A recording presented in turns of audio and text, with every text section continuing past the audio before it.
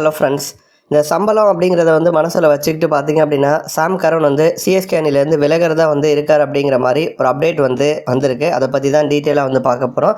சாம் கரனை பொறுத்த வரைக்கும் ஐபிஎல்லில் முதன் முறையாக 2019 தான் அவர் அறிமுகமானார். அந்த சீசனில் பார்த்திங்க அப்படின்னா இவருக்கு 7.20 கோடி ரூபாய் சம்பளமாக கொடுத்தாங்க.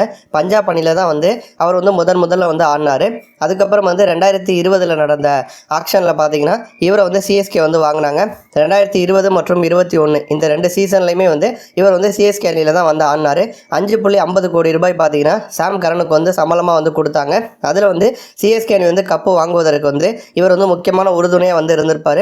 பேட்டிங் மற்றும் பவுலிங் இது ரெண்டுலையுமே மிரட்டலான ஒரு பர்ஃபார்மன்ஸை சாம் கரன் கொடுத்துருப்பாரு. சிஎஸ்கேல ஆடின பிறகு தான் சாம் கரன் ஒருத்தர் இருக்கார் அப்படின்னு ஐபிஎல்ல வெளி உலகத்துக்கு தெரிய வந்துச்சு. சிஎஸ்கேல எப்படி செம்மையான ஒரு பங்களிப்பை கொடுத்தாரோ அதே பங்களிப்பை இங்கிலாந்து அணிக்கும் கொடுத்தாரு. இங்கிலாந்து அணி T20 உலகக்கோப்பையை வாங்குவதற்கு சாம் கரன் முக்கியமான ஒரு காரணமாக இருந்திருப்பார். ஃபைனல் போட்டியில் பார்த்திங்க அப்படின்னா இங்கிலாந்து மற்றும் பாகிஸ்தான் அணிகள் பலப்பரீட்சை நடத்தினாங்க. அதில் வெறும் 12 ரன்களை விட்டு கொடுத்து 3 விக்கெட்ஸ் சாம் கரன் கைப்பற்றியிருப்பார். இங்கிலாந்து அணி T20 உலகக்கோப்பையை வாங்கினதற்கு முக்கியமான காரணமாக இருந்திருப்பார்.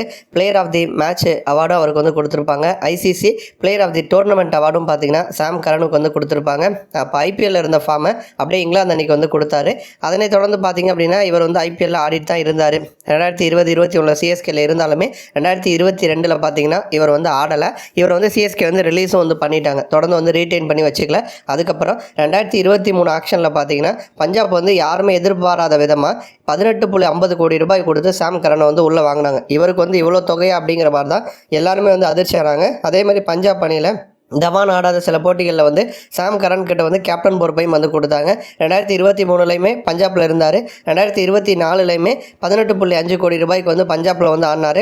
அதுக்கப்புறம் பஞ்சாப் அணி இவருக்கு இவ்வளோ தொகையெல்லாம் தேவையே கிடையாது, வேஸ்ட்டாக கொடுத்துடும் அப்படின்னு சொல்லிட்டு இவர் ஏலத்தில் ரிலீஸ் பண்ணாங்க.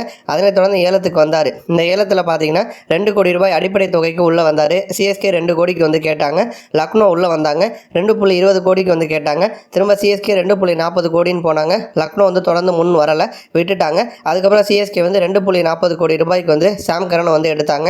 இது வரைக்கும் ஐபிஎல்ல பார்த்தீங்க அப்படின்னா சாம் கரன் ஒரு 5 சீசனில் ஆடிருக்காரு. அந்த 5 சீசனில் ரொம்ப கம்மியான சம்பளம் அவருக்கு எது அப்படின்னா இந்த நடக்க போகிற தொடர் தான். ஸோ அதனால் ஐபிஎல் அப்படிங்கிறப்ப வெளிநாட்டு வீரர்கள் பெரும்பாலும் பணத்துக்காக தான் உள்ளே வராங்க. பல கோடிகள் ஐபிஎல் கொடுக்குறாங்க அப்படின்னு சொல்லிட்டு தான் அந்த மாதிரி சூழலில் சம்பளம் ரொம்ப கம்மியாக இருக்குது அப்படின்னு சொல்லிட்டு இந்த வருஷம் ஐபிஎல் தொடர்லேருந்து சாம் கரன் விலகிறதா இருக்கார் அப்படின்னு சொல்லப்படுது.